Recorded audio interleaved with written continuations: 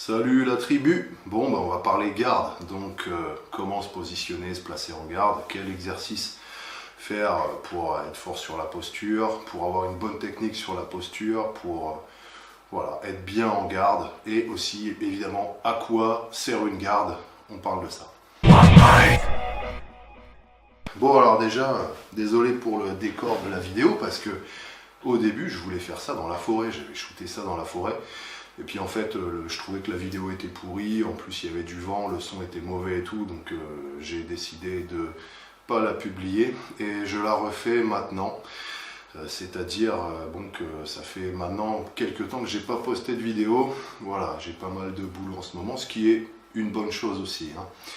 Donc une garde, à quoi sert une garde? Alors en fait c'est une question que j'avais reçue qui était...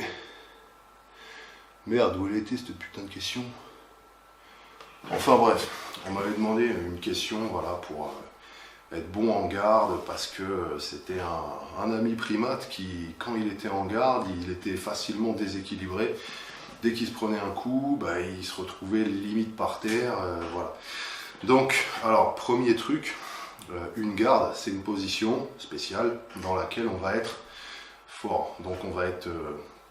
en protection, on est prêt à bloquer des attaques ou à esquiver, on est prêt à réagir, donc faire des déplacements ou des esquives parce qu'on est flex sur les appuis et c'est une position dans laquelle aussi on est stable. Donc pour ça, une bonne garde, déjà le premier principe à se représenter quand on veut se mettre en garde, c'est qu'il y a le centre de gravité, on va dire le centre de gravité qui est au niveau du bassin, faut qu'il soit calé, donc on va être flex sur les appuis, on va le mettre assez bas, donc suffisamment bas pour avoir de la stabilité. Évidemment, plus on est bas, plus on est stable, et il faut aussi avoir le bon compromis pour pouvoir avoir une position correcte où on n'est pas trop bas, quoi. Alors le fait d'être bas, ça permet aussi de réagir rapidement si on a besoin de faire un blocage, faire un déplacement, voilà, aller en avant, faire une poursuite. Si on envoie de la frappe, que la cible recule, il faut être capable d'avancer pour garder la distance de combat et continuer à harceler. Et donc avoir ce centre de gravité assez bas, c'est un premier truc à avoir. Il y a un autre centre de gravité dans le corps qui est plutôt au niveau du sternum. Donc on peut avoir le centre de gravité assez bas au niveau du bassin et être bien stable, avoir le bon écart de jambes. Je vais revenir sur l'écart de jambes un peu après. Donc avoir le bassin comme il faut, et puis putain c'est quoi ça? Et puis avoir le buste finalement pas très bien aligné avec ce bassin. Donc l'idée c'est d'avoir le bassin, qu'est-ce que je raconte, le buste un peu plus en avant, de façon à avoir une ligne qui penche vers l'avant, pour être prêt à encaisser des poussées, des trucs. Et de cette façon, on est en équilibre par rapport à la gravité. Donc l'erreur qu'on voit souvent, c'est des mecs qui sont en garde, donc ils peuvent être bien en garde, et ils vont avoir le buste un peu en arrière. Ils vont se mettre comme ça en garde. Même droit, hein, même juste droit, c'est pas terrible, parce que la moindre secousse, on a vite fait d'être en déséquilibre vers l'arrière. C'est pas super. Le mieux, c'est d'être un peu en avant, prêt à encaisser. Ouais, donc concernant l'écartement, plus on va avoir les jambes écartées, plus on va être stable et avoir des facilités pour se déplacer rapidement. Alors, bon, l'écart avant-arrière, c'est un peu comme si on faisait un pas en marchant, un petit peu plus. Et au niveau de l'écartement latéral, ou plutôt facial je veux dire, ça va être, dans les formes sportives en général c'est une largeur d'épaule, et dans les formes un peu plus street, l'idée c'est de protéger au maximum les couilles, parce que le combo couille-tête-couille, ou tête-couille-tête, il est violent quand même. Donc, puis voilà, le moindre coup dans les couilles c'est quand même mortel. À part quelques gars qui sont assez endurcis, ils arrivent à les encaisser. Des fois ça arrive, ça existe. Et bon, sinon on va éviter. Donc dans les formes street, l'écart il est beaucoup plus resserré pour pouvoir être beaucoup plus rapide à bloquer les attaques aux couilles. en levant la jambe avant en général. Voilà, au niveau des blocages, tous les coups qui arrivent en bas, c'est bloqué avec les jambes, et tous les coups qui arrivent en haut, c'est bloqué avec les membres supérieurs. Voilà, ce qui est en haut reste en haut. Faire les blocages en mettant les mains en bas, qui descendent pour bloquer des attaques un peu basses, c'est mortel. Je dis ça parce que c'est un réflexe qu'on a souvent. Enfin, c'est un réflexe naturel chez beaucoup de personnes. Et c'est vraiment un réflexe qu'il faut casser. Non, descendre les bras quand il y a le moindre kick qui arrive au niveau de la cuisse ou autre, c'est un mauvais réflexe. C'est une sale habitude et c'est super détrimental en combat. Donc, ce qui est en haut reste en haut. Alors, après, pour l'écartement c'est bon, pour les jambes c'est bon. Au niveau des bras, donc là je vous raconte vite fait comment, moi, ma conception de la garde, qui est une position où on est stable, on est prêt à réagir et on est en protection. Hein. Voilà, ça c'est la garde. C'est une position où on est indestructible. Voilà. Là par exemple, je te parle, voilà, je suis une grosse merde, mettons, et là d'un coup je me mets en garde, c'est comme si je me transformais en Super Saiyajin. C'est vraiment l'idée. Quand on est en garde, on est en position, on est prêt, quoi. C'est la position d'action. Donc, pour les bras, alors les coudes assez serrés pour protéger le devant. Si on est écarté, il y a des trucs qui peuvent passer. Et au niveau des mains, alors en général, avant de parler de la position des mains, il y a les gardes de boxe avec les gants. Les mecs ils se mettent assez près, en général, comme ça. Donc ça, c'est plus des gardes de boxe. Quand t'as pas les gants, c'est différent. Un mec qui se met comme ça pour se protéger, tu lui envoies un boulard dans sa garde, tu lui éclates tout, parce qu'il n'a pas les gants. Donc dans les gardes street sans gants, ou les gardes plus karaté où il n'y a pas de gants, ben on va les mettre loin. Donc alors après, ça va être...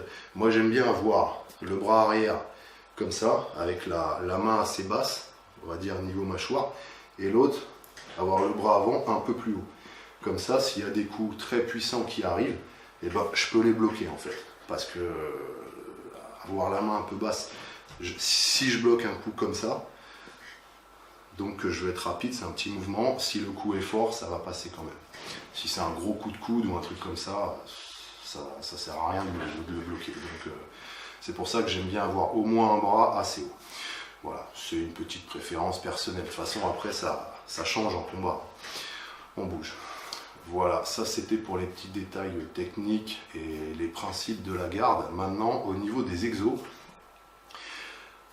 parlons des exos un peu posturaux. Donc là, je vais encore me répéter, hein, et force posturale. Donc ce qui est bien, c'est d'être bien aligné au niveau du bassin, avoir le bassin en position neutre quand on est en garde. Ça sert à rien d'être antéversé ou rétroversé. Moi j'aime bien être neutre. Comme ça, s'il y a un choc à encaisser ou que tu veux faire une projection ou quoi, t'es déjà bien, t'as déjà l'habitude, t'as déjà le réflexe, t'as pas besoin d'attraper le gars et de penser voilà, je me cale bien mon bassin et hop, je soulève. Voilà, non, en combat il n'y aura pas le temps, c'est les instincts et le software programmé à l'entraînement qui ressort tout seul. Donc autant se le programmer bien direct et avoir le bassin bien comme il faut. Et donc pour ça, les exos comme deadlift, squat, c'est utile. Donc déjà pour ça. Après au niveau stabilité, moi j'aime bien les exos d'haltéro. Et le truc c'est qu'en plus l'haltéro ça rend explosif. Donc pour le combat c'est bien, c'est vraiment des bons exos à pratiquer quand on fait du fight, les mouvements olympiques. Et voilà, ça rend stable et ça rend explosif. Donc au niveau force posturale pour le fight, moi ça me plaît. Voilà. Maintenant concernant les spécifiques, là faut bouffer du déplacement. Donc avant, arrière, de côté, faire des tailles sabaki quoi, hein, quand on rotate en fait. Hein. Mettons il y a un mec qui est beaucoup plus puissant que toi, il est plus gros, il te charge.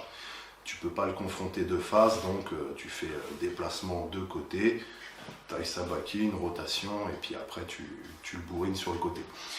Voilà, ça c'est bien de s'entraîner à faire ça. Bon, en combat, je suis assez... je fais avant-arrière beaucoup. Je fais que avant-arrière en fait, c'est mon truc. Et c'est vrai que quand je tombe sur des mecs beaucoup plus puissants que moi, mais je suis niqué à chaque fois. Ça m'était arrivé une fois, j'avais une petite compète, et le mec en fait c'était un gros, il faisait 20 kilos de plus que moi.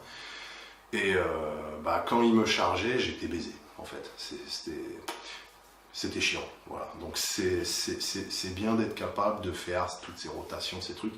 Et ça, faut en bouffer à l'entraînement. Donc faire plein de déplacements déjà, juste les déplacements. Rien que de faire des déplacements en s'habituant à garder les coudes collés, les bras comme il faut, et avoir les deux centres de gravité du corps bien alignés et assez bas pour être suffisamment stable et flex sur les genoux et les chevilles de façon à être super réactif, déjà c'est super. Là déjà t'es calé. Donc après ça a pu être pareil. Il y a un autre petit détail aussi que j'ai oublié sur la technique, c'est la jambe avant, faire gaffe de la laisser bien de face. Et il y a des mecs, des fois, ils ont des gardes, ils ont la jambe avant avec le fémur qui part en rotation interne. Donc du coup, ça fait qu'il y a les ligaments du genou qui sont super exposés. Tu t'envoies un shoot à ce moment-là en front kick dans le genou, ça va faire beaucoup plus de dégâts que si le mec il est de face. En fait, si tu gardes le genou de face et que le mec il veut même t'envoyer un side kick ou un gros front kick dans le genou, tu peux le repousser, quoi. Tu rentres et c'est lui-même qui va s'éjecter en fait, parce que ta jambe va pas plier, elle est forte. Voilà. Encore une histoire de force de posture.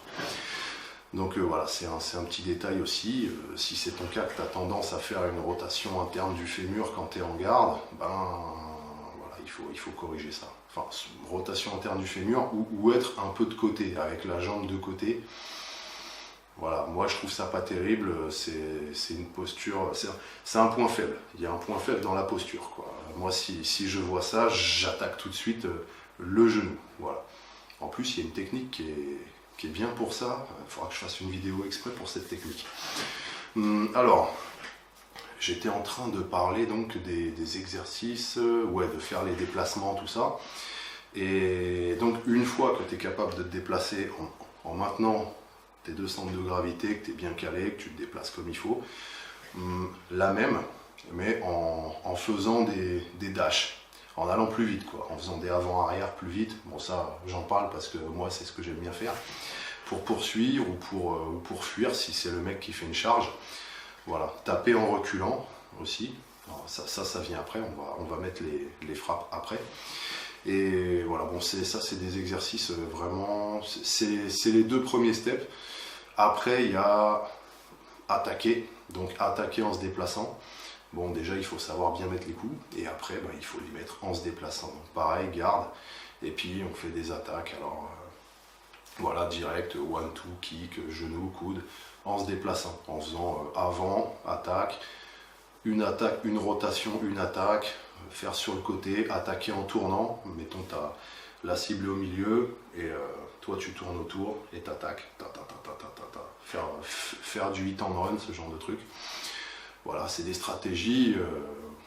Voilà. Après, ça dépend de ton physique. Si tu as un physique qui est puissant, tu vas avoir envie de mettre de la pression physique et aller en avant, rentrer comme ça. Si souvent tu affrontes des mecs qui sont beaucoup plus balèzes, tu vas devoir tourner autour ou faire tout ce qui est hit and run. Et enfin, voilà, après, ça dépend. Après, là, on est dans la stratégie, donc c'est un autre sujet en fait. On va pas commencer à s'éparpiller.